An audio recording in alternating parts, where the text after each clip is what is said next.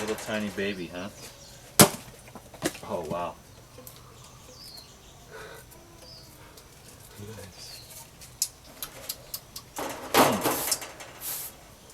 So it's just really clean. Yeah. And lots of minerals. I think so, yeah. It's Little baby coconut, just very salty. More salty, less sweet. Cool. Coconut, and then where do you put the... I just drop them right next to you and I'll take it to a farm. And what do they do? Do they... They green mulch. It becomes green mulch and then they throw them under the fruit trees. Shave them up or just throw them No, under? it breaks down and it takes a long time, but it breaks down and then they move them around on their property. They have big machines. That's poor. So how long have you been doing this coconut thing? I started on the Big Island. I fell in love with the idea of climbing and I always loved coconuts. And so it's been about 6 years. It's like your business? Mm-hmm. Yeah. Delivering coconuts? It's a business, but really I love it so much and it's so awesome to share with the community that it's just, you know. Labor of love. Yeah, it is. And I really had that desire for 15 years to really go back to the land and do something which is like, you know, like really grounding and connecting to the land and to the people. So most of the water I process goes to Kauai Juice Company. Oh, really? So okay. Hundreds of people are drinking whatever That's I your harvest. best client? Mm-hmm. Well, I'm drinking it too because I get juice from there. Yeah. Every chance I get. Good. Every time I drive by. Yeah, Slam it's good stuff. They have some good, you know, they have a really awesome new commercial kitchen, so they are. So you sit here and chop for a few hours and pour? Yeah. And what do you put it in? I put them in large mason jars, 1 gallon mason jars. And how many do you deliver to the Kauai Juice Company per day? I do about What's up? 10 to 15. It's okay. Yeah, you just say 10 to 15 a day? 10 to 15 gallons every, like 3 times a week. And one of those jars is a gallon. Mm-hmm. So I do about 35 to 40 gallons per week. And is that all they need, or do they get from other sources? Right now that's all they need as far as cocoa water. But I've been providing them. I know Crystal and Dylan before they even started the actual juice company. So they've been getting a couple of gallons from me every week. They make some good juice. So yeah, and they have a great presser. Their system is high quality. Have you seen it? No, but I taste the juice and you should check it out because they went from Green Star to Norwalk, and from Norwalk they went to this large commercial juicer. It's a shredder pipe. Shredder pipe and press. Yep. Press in a bag. Yeah, but it's huge. Nice. So high quality juice, baby. Yeah. Fresh. And they always, you know, do their best to use organic, use local. So. Wow. Yeah, Kauai Juice Company. If you're ever on the island, if you're in Kauai, you definitely want to hook up with the Kauai Juice Company. It's incredible to see how, you know, each 3 to 4 weeks one flower opens, and that flower, you know, like it never stops. It's just this is if there is a tree of life, this is definitely one of them. Yeah, this is season all year round. All year round, and you know, 4 weeks a new flower, and then 9 months it's ready to be harvested, and then 12 months it starts to grow a sprout. Maybe, you know, 18 months it's ready to be. Can you show us a sprouted coconut? Sure, absolutely. Yeah, get this brother on camera. This is the real deal. I mean, this is like cool stuff because this guy does the coconut thing for a living. We've drank probably, what, 300 coconuts this week? Close, yeah. It's gonna be total for sure if I drop another load, yeah. Cool, man. So all these are basically sprouts. These could be planted, and I always encourage people to plant them. As you see, we have, you know, everything is, you know, like kind of there's a border. This will be in 20 years. This will be a coconut Some of them will sprout and some of them will not. If I walk around, like let's see. Okay, so there are a couple of them just sprouting. And this is a nice coconut. I encourage people to plant them.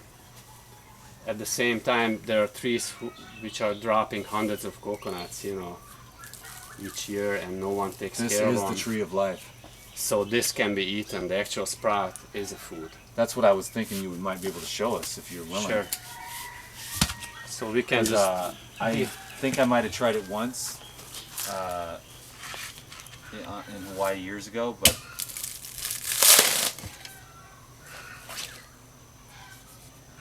so this is because you could live off coconuts and coconut meat for months. Absolutely. I actually have friends who, a really close friend of us from the Big Island, because we were there for a couple of years before we moved here. He lives off of these. He lives off of these. Off the land, Coconuts are one of his main fuel sources. he hasn't been to a store. He goes once a year to a store to get some ice cream. So he says, well, everything else comes from the land. And this is one of his main food. That's how I've been living. I've been making all the raw foods for everybody else, but I've been eating the lychees, awesome. pineapple, coconuts, papayas, and then a little bit of leafy greens just for fun, and the avocados. So, and dude, my health is double of what it was when I left Ashland. Oh wow. I was high last night on energy.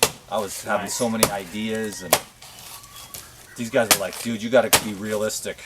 Not Zach, because Zach's more like, yeah, dude. But Adam was like, come on, man, you got to be realistic. I'm like, no, bro, you don't want to be realistic, man. Our imagination is the key. The limits to our lives is the limit of our imagination. You know what I mean? Beautiful. Do you know what I mean? Sure. I mean, it's like, I can't imagine that. Well, then you can't achieve it, you know? So that's ready to be opened. If you shake this coconut, there's no movement in it. That means there's no water in it. If I grab another one, But that can one's actually got, hear that's the the water. little brown ones that most of everybody sees, the little brown coconuts. yes. Little bit of water, Now thick, hard meat. if this you plant or you put it anywhere on a sandy beach, this will sprout in a few months. Uh-huh. And then there is no water. And then you crack that open.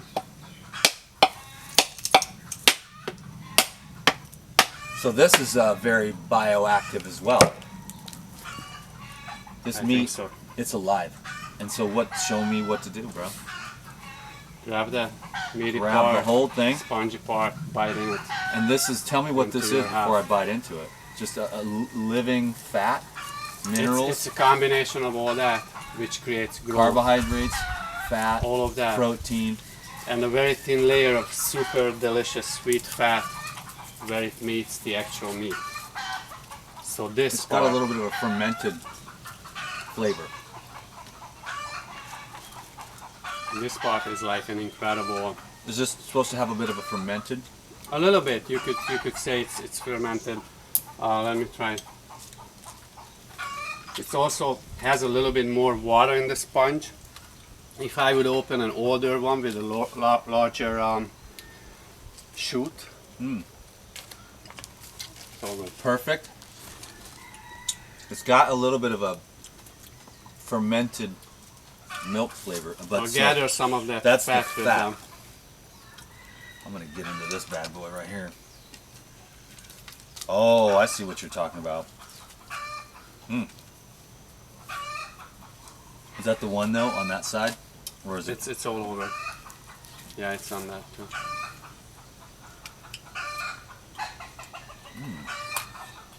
Dang, dude. Righteous. This meat is really good too, right? It is. Wow. Amazing. Can I offer you some? Yeah, please. Thank you.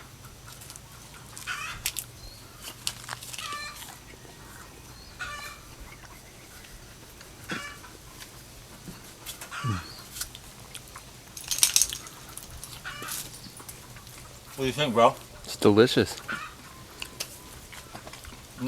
Full of life, man. This is good meat. Great texture too. Spongy. Now if I open one, which is which hasn't started to sprout yet, you can make milk out of it. This is what they use for milk. How do you make the milk? Do you have that They machine you're drain talking water. about? It's not a machine. It's a slow process. Oh. Old style hand tool. This is what you use for a super sharp blade. Dude, this But is shit. let me open one more. So széke. Kinyissuk még egyet? It grows on you, huh? Yeah. It feeds you. You really You can really, really the feel it. nourishment. It's like any other sprout, it's full of life. It's like in the process of living and sprouting and growing and blossoming into awesomeness. That's what we should all be doing. Blossoming into awesomeness. Another life regenerator. Oh my god. So, let's try that meat. Try that one. And maybe I just grab a little plate and then show how this tool works. Cool. And then how you press the milk. But before you start, this is like so labor intensive, and the blade is not like the sharpest thing, but basically you scrape So we won't be able to give the full. it, because I didn't have time to make more. But basically this is what you do. The old meat, you shred the old meat and then you press, and that's your real milk. You don't add anything to it. You don't add cocoa water, nothing. It's just pressed from the meat. Right. So it's just interesting how So, this is the way they do it in give the us the- Philippines, they do it in Tonga. Give You us know. the 3-minute version then. Okay. You know, of how they really make coconut milk. True coconut milk. We won't be able to do that. but- You wanna do it? Sure. Here. I'll show this to you and then you do it. Just Okay. show it to you off camera. With this one? No, with this one. I'm just gonna start scraping it, putting pressure on this. If it's too loud, we can get off this if it's too loud. That's alright. And basically, you're getting a little bit, but it's not much. And you're scraping.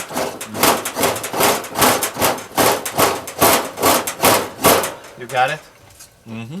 That's just basically scraping and scraping, and then turning and scraping.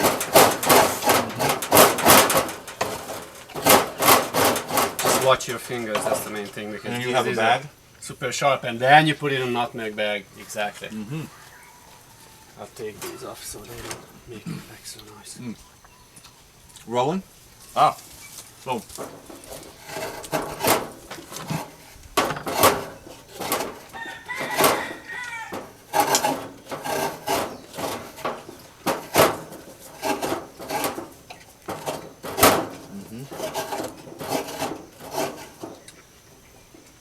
So, we're making coconut milk old world style.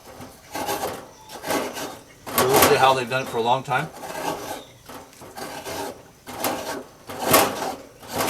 I guess you explained it already, but we're just scraping the meat on a mature coconut,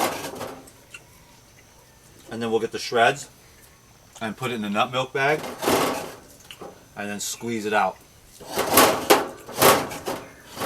And you can also have this for shredded coconut on your pineapple, banana smoothie. Oh, that makes it more yummy. This is really cool, man. I'm gonna eat this stuff. Oh, I can see how you can really start getting it off of there. Oh, but you gotta be careful. With the hands. See that there? Wow. So that, just take all this, put it in, you get a big pile of it from 5 or 6 of these, and you squeeze it, and then you get a couple cups of the pure divine nectar, which is really good for your brain.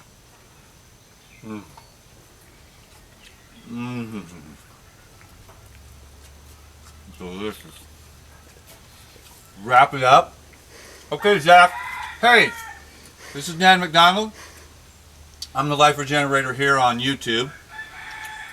And the boss said to wrap it up, because he knows what's going on around here way better than I do. And I want you to subscribe to these videos, because it'll be really beneficial for you to stay in the loop here. Go to my Facebook fan page, Dan the Life Regenerator, and give that a thumbs up. And then go to my website, regenerateyourlife.org. Sign up for my Insiders Club. And check out all my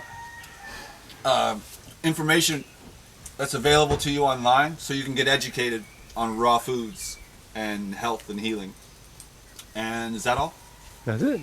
Okay, thank you. Peace.